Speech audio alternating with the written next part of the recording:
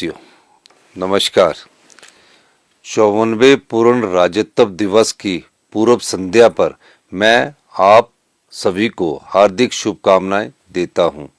25 जनवरी 1971 को तत्कालीन प्रधानमंत्री श्रीमती इंदिरा गांधी जी ने शिमला के ऐतिहासिक रिज से भारी बर्फबारी के बीच हिमाचल को पूर्ण राज्य का दर्जा प्रदान किया, जिसके बाद यह भारत का 18वां राज्य बना। हिमाचल निर्माता एवं प्रथम मुख्यमंत्री डॉक्टर यशवंत सिंह परमार ने प्रदेश को पूर्ण राज्य का दर्जा दिलवाने में अहम भूमिका निभाई है।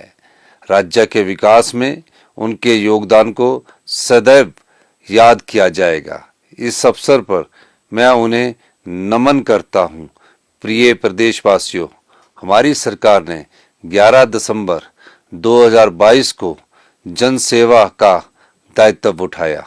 आत्मनिर्भर हिमाचल, समृद्ध हिमाचल बनाने की दिशा में हम प्रयासरत है। हमारा संकल्प है कि हिमाचल आर्थिक रूप से आत्मनिर्भर बने और 10 वर्षों में देश के सबसे अमीर राज्यों में शामिल हो। पिछले साल बरसात में इतिहास की सबसे बड़ी आपदा हमें गहरे जख्म दे गई।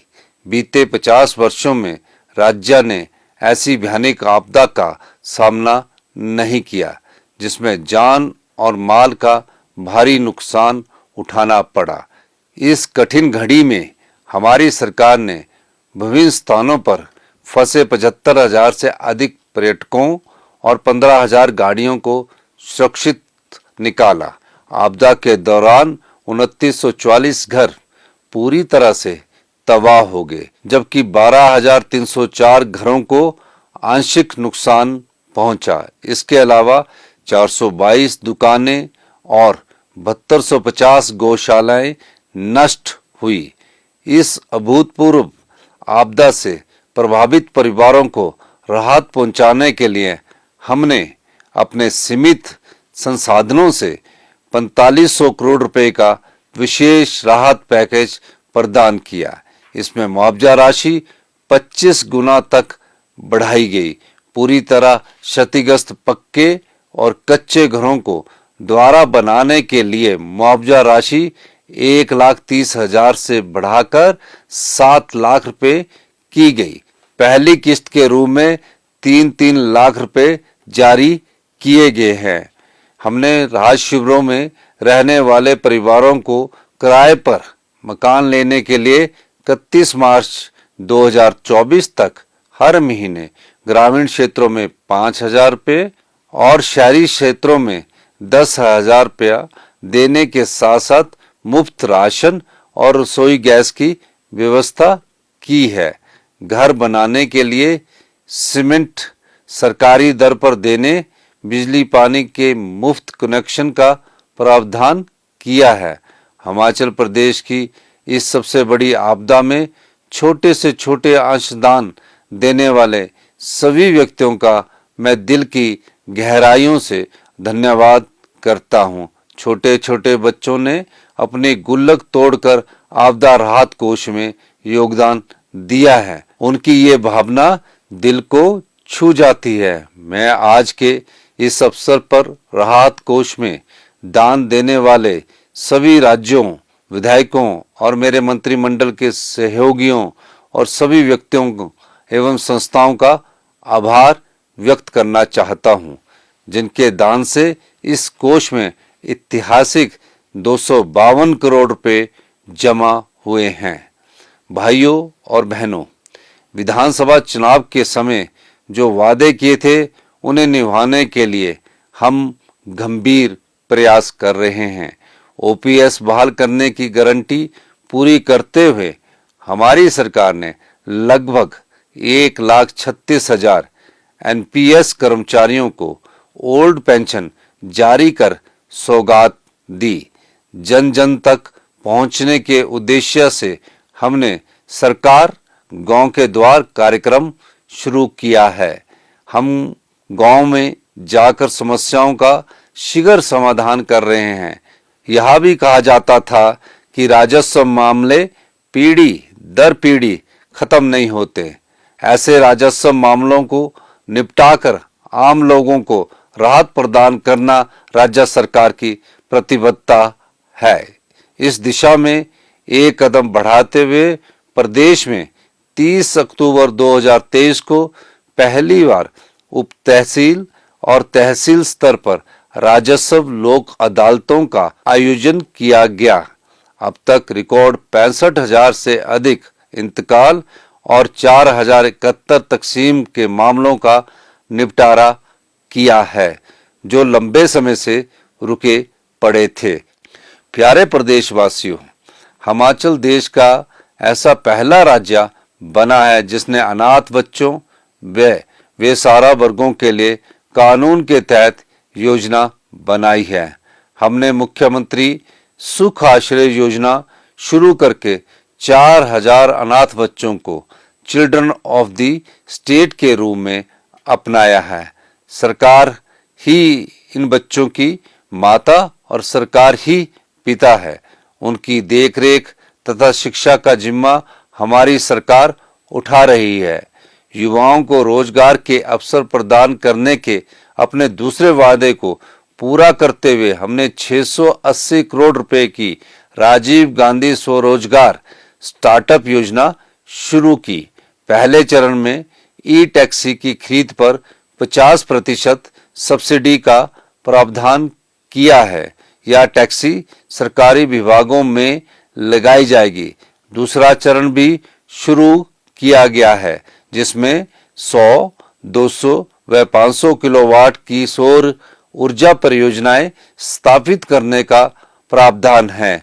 इसमें लाभार्थी को 10% सिक्योरिटी 25 साल के लिए जमा करवाने पर 70% बैंक ऋण तथा 30% इक्विटी सरकार द्वारा दी जाएगी। सरकार ने इन परियोजनाओं से पैदा होने वाली बिजली आगामी 25 वर्षों तक खरीदने का निर्णय भी लिया है।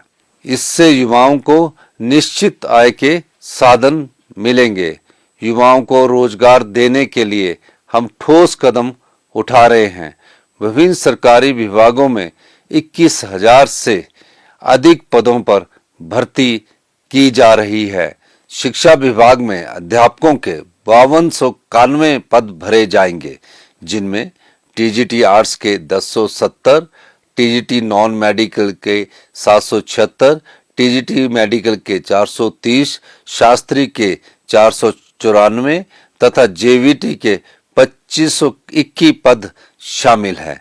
इनमें से 50% पदों की बैच वाइज भर्ती प्रक्रिया आरंभ की जा चुकी है। लेक्चरर के 530 पद लोक सेवा आयोग के माध्यम से भरे जाएंगे। इसके अलावा पुलिस विभाग में 1226 पुलिस कर्मियों की भर्ती की जाएगी। महिलाओं को पुलिस कांस्टेबल के पद पर 30% आरक्षण दिया जाएगा। जल शक्ति विभाग में विभिन्न श्रेणियों के 10,000 पद भरे जाएंगे, जिनमें पैरा वर्कर्स, मल्टीपर्पज वर्कर्स और पैरा फिटर्स के 4500 पद शामिल हैं। वन मित्र योजना के तहत 2061 वन मित्रों की भर्ती की जा रही है। स्वास्थ्य विभाग में 1450 पद, पटवारी के 874 पद तथा पीडब्ल्यूडी में जूनियर इंजीनियर सिविल के 90 तथा वर्क इंस्पेक्टर के 25 पद भरे जा रहे हैं। राज्य के बच्चों को गुणात्मक शिक्षा प्रदान करने के लिए हमने नए सेशन से सभी सरकारी स्कूलों में पहली कक्षा से इंग्लिश मीडियम शुरू करने का निर्णय लिया है। यह भी हमारी चुनावी गारंटी थी, जिसे पूरा किया गया है। डॉक्टर यशवंत सिंह परमार विद्यार्थी ऋण योजना से विभिन्न वोकेशनल व तकनीकी कोर्सों के लिए विद्यार्थियों को 1% ब्याज दर पर 20 लाख रुपए तक के ऋण की सुविधा दी जा रही है। राज्य के आईटीआई तथा पॉलिटेक्निक संस्थानों में ड्रोन, मैकेनिक, आर्टिफिशियल इंटेलिजेंस सहित न्यू एज कोर्सेज शुरू किए गए हैं। मेरे प्रदेशवासियों, हमारी सरकार हर संभव प्रयास कर रही है कि लोगों को उनके घर के पास ही बेहतर स्वास्थ्य सुविधाएं उपलब्ध हो। प्रदेश के 7 मेडिकल कॉलेज के विभिन्न विभागों में रोबोटिक सर्जरी शुरू करने के लिए 100 करोड़ रुपए का प्रावधान किया गया है। हर विधानसभा क्षेत्र में एक स्वास्थ्य संस्थान को आदर्श स्वास्थ्य संस्थान के रूप में स्तरोन्नत किया जा रहा है। अब तक 50 विधानसभा क्षेत्रों में ऐसे संस्थानों में 6 मेडिकल विशेषज्ञ डॉक्टर तैनात किए गए। मुख्यमंत्री चिकित्सा सहायता कोष के तहत गंभीर रोगों के उपचार के लिए 1 करोड़ 60 लाख रुपए की सहायता राशि जारी की है। हमने जल विद्युत, हाइड्रोजन और सौर ऊर्जा का दोहन कर हिमाचल को 31 मार्च 2026 तक हरित ऊर्जा राज्य बनाने का लक्ष्य रखा है। हर विधानसभा क्षेत्र में 2 ग्रीन पंचायतें बनाई जा रही है। ई वाहनों को बड़े स्तर पर प्रोत्साहित किया जा रहा है। सभी सरकारी विभागों में 1 जनवरी 2024 से ई वाहन ही खरीदे जाने का प्रावधान किया है। ई चार्जिंग स्टेशन के लिए निजी ई वाहन ऑपरेटर्स को 50% सब्सिडी प्रदान करने का प्रावधान है। ई वाहनों को बढ़ावा देने के लिए राज्य में 6 ग्रीन कॉरिडोर घोषित किए गए हैं। नई ई वाहन नीति के तहत पहले चरण में चार्जिंग स्टेशन की स्थापना के लिए 54 स्थान चयनित किए गए हैं। रिकॉर्ड समय में इन्हें तैयार किया जा रहा है। हरित उद्योग को बढ़ावा देने के लिए हमने ग्रीन हाइड्रोजन और अमोनिया परियोजनाओं के लिए समझौता ज्ञापन किए हैं। इसमें 4000 करोड़ रुपए के निवेश तथा 3500 से अधिक रोजगार के अवसर सृजित होंगे। पेखूबेला में 220 करोड़ रुपए की लागत वाले सौर ऊर्जा प्लांट का शिलान्यास किया गया है, जो रिकॉर्ड समय में तैयार किया जा रहा है और इससे प्रदेश को लगभग 27 करोड़ 71 लाख रुपए की वार्षिक आय होगी। मेरे प्यारे प्रदेशवासियों, किसी भी स्वस्थ समाज के निर्माण के लिए यह आवश्यक है कि महिलाओं व बच्चों को पोषण के साथ स्वस्थ माहौल प्रदान किया जाए। विधवा पुनर्विवाह योजना की धनराशि 65,000 रुपये से बढ़ाकर 2 लाख रुपए की गई है। हमारी सरकार ने इंदिरा गांधी बालिका सुरक्षा योजना में एक बेटी के बाद फैमिली प्लानिंग पर प्रोत्साहन राशि 35,000 रुपये से बढ़ाकर 2 लाख रुपए और 2 बेटियों के बाद 25,000 रुपये से बढ़ाकर 1 लाख रुपए की है। हमने लैंड सीलिंग एक्ट में संशोधन कर बेटियों को पैतृक संपत्ति में बेटों के बराबर हक दिया है। लड़कियों की विवाह योग्य आयु 18 वर्ष से बढ़ाकर 21 वर्ष करने का निर्णय लिया है। सामाजिक सुरक्षा पेंशन के 41,799 नए मामले मंजूर किए हैं। भर्ती प्रक्रिया में भ्रष्टाचार खत्म करने के लिए हमने दृढ़ता से कार्य करते हुए जीरो टॉलरेंस की नीति अपनाई है। कर्मचारी चयन आयोग हमीरपुर में पेपर लीक का मामला सामने आते ही आयोग को भंग किया और दोषी कर्मचारियों के खिलाफ कानूनी कार्रवाई तेज की। चयन प्रक्रिया के लिए राज्य चयन आयोग की स्थापना की गई है। भाइयों और बहनों, हमारी सरकार राजस्व बढ़ाने के लिए लगातार प्रयास कर रही है। हमने सरकारी भूमि की लीज अवधि 99 वर्ष से घटाकर 40 वर्ष की है। प्रदेश में नई आबकारी नीति बनाई गई, जिससे पिछले वर्ष की तुलना में 846 करोड़ रुपए अधिक राजस्व प्राप्त हुआ है। शराब की खुदरा दुकानों का आवंटन नीलामी से किया गया, जिससे राज्य को 40% अधिक राजस्व प्राप्त हुआ है। लोक निर्माण विभाग के कार्यों में गति लाने के उद्देश्य से फील्ड में तैनात इंजीनियरों की वित्तीय शक्तियां बढ़ाई गई है। टेंडर की समय अवधि 51 दिन से घटाकर 20 दिन की है, ताकि काम जल्द शुरू किया जा सके। निवेशकों को सिंगल रूप सुविधा प्रदान करने के उद्देश्य से प्रदेश में निवेश ब्यूरो की स्थापना की जा रही है। इससे निवेशकों को आओ और काम शुरू करो की सुविधा मिल सकेगी। ईज ऑफ डूइंग बिजनेस को बढ़ावा देने के उद्देश्य से ई स्टैंपिंग को स्वीकृति दी गई है। नई पहल करते हुए हमने शिमला में राज्य स्तरीय कार्यक्रम में निवेशकों के साथ संवाद किया, जिसमें 8,468 करोड़ रुपए की 29 परियोजनाओं की समीक्षा की गई। इन परियोजनाओं से प्रदेश के 12,584 युवाओं को रोजगार के अवसर उपलब्ध होंगे। प्रदेश में पर्यटन को बढ़ावा देने के लिए हमारी सरकार नई योजनाओं पर काम कर रही है। कांगड़ा जिला को टूरिज्म कैपिटल के रूप में विकसित करने पर लगभग 3,000 करोड़ रुपए खर्च किए जाएंगे। पौंग बांध में एडवेंचर्स एक्टिविटीज शुरू करने के लिए 100 करोड़ रुपए का प्रावधान किया गया है।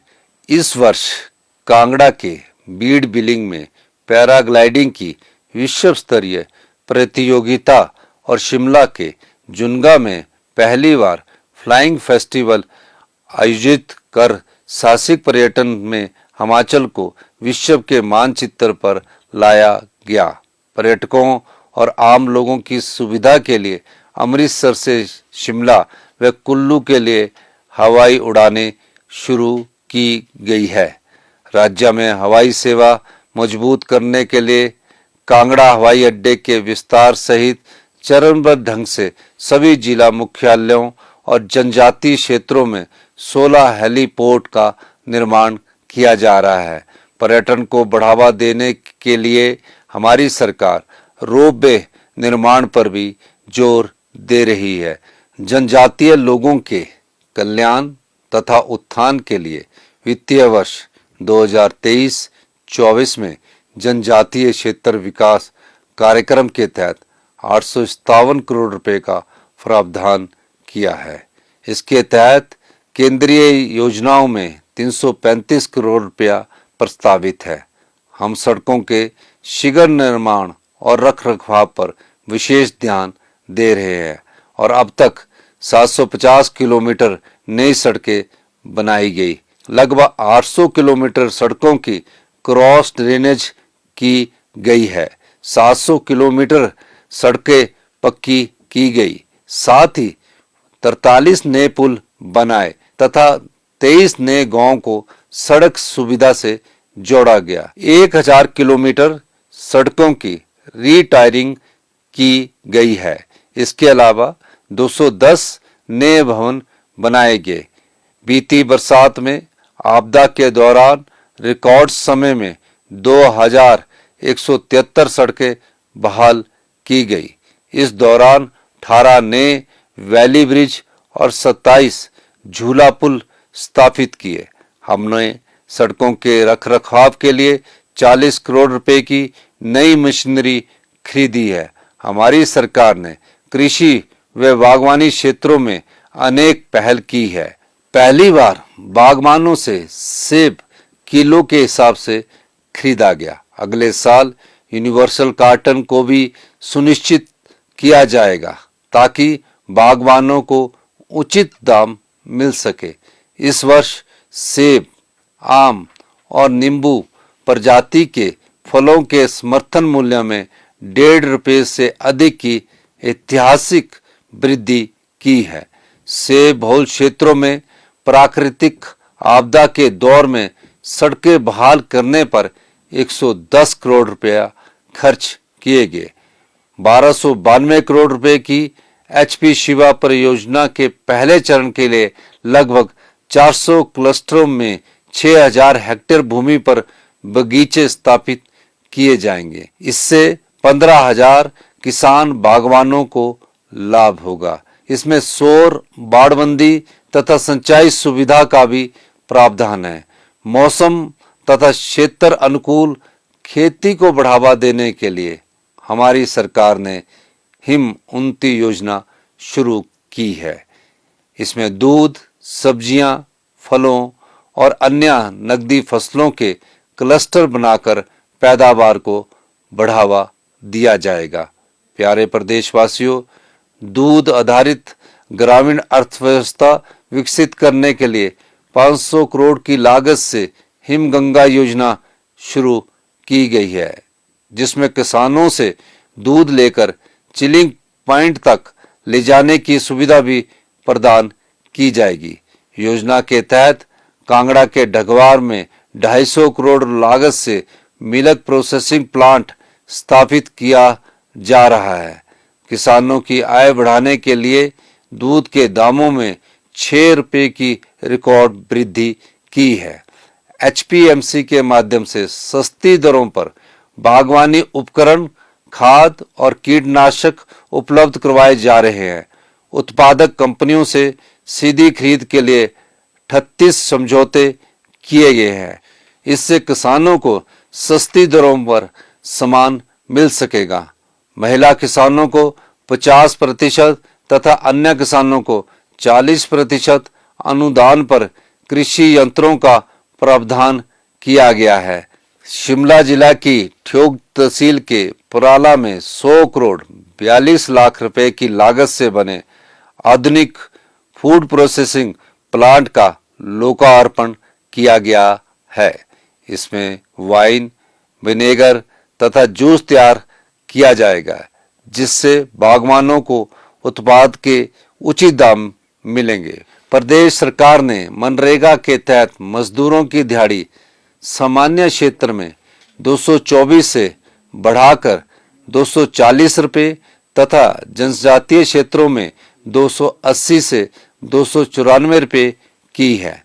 प्यारे प्रदेशवासियों, इस वित्त वर्ष में विभिन्न क्षेत्रों में लगभग 20,000 करोड़ रुपए का निवेश आकर्षित करने के अलावा 40,000 प्रत्यक्ष व 50,000 अप्रत्यक्ष रोजगार अवसर सृजित करने का प्रयास है। प्रदेश के सरकारी विभागों में ई-ऑफिस प्रणाली शुरू कर दी गई है, जिससे कामकाज में पारदर्शिता आएगी। प्रदेश को इंफॉर्मेशन टेक्नोलॉजी तथा ई गवर्नेंस को बढ़ावा देने के लिए progressive state in digital innovations का अवार्ड ऑफ एप्रिसिएशन भी प्राप्त हुआ है। हमने हिम डाटा पोर्टल शुरू किया है, जिसके माध्यम से सरकारी विभागों का डाटा एकीकृत किया जा रहा है। परिवारों का उचित डाटा रखने के लिए हिम परिवार नाम से एक रजिस्ट्री बनाई जाएगी। अंत में एक बार फिर आपको पूर्ण राज्यत्व दिवस की बहुत बधाई और शुभकामनाएं देता हूं।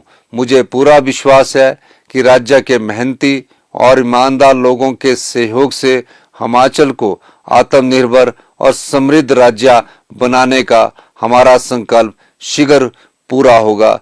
जय हिंद, जय हिमाचल।